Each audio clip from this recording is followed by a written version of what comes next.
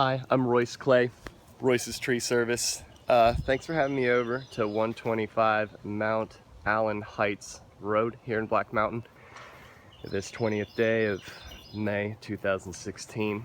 Looking at this giant chestnut oak here in stellar health, an amazing tree with proper elevation over the roof. I wouldn't worry about elevating this tree at all. The concern was raised about large limbs over the roof, of which I count from here these two. Truth be known, pretty much all of the limbs are over the roof if you're looking at it from a wind perspective. Any of these limbs could potentially fail. I'm definitely not saying any of them will, and I'm definitely not advocating for removal of any large branches in order to protect the house. If this were my tree, I would take no action. Of course, anything can happen. And from an examination of the unions of these large branches, I've seen really no reason to cable. But if in fact you are worried enough to cable any of the branches, I would probably shoot for cabling this one that pretty much turns into two right there.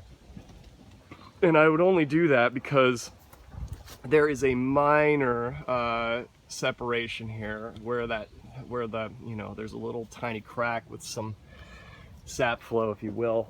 But again, my own tree, I wouldn't worry about it.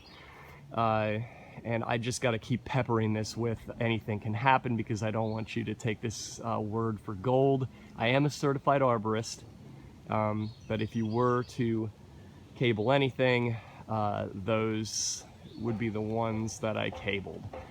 And we would have to have two separate systems here, because the fact that it splits from down here, we'd have to cable the one up here, maybe above this union, and maybe we would cable the other one in the back here that runs out this way with a separate system.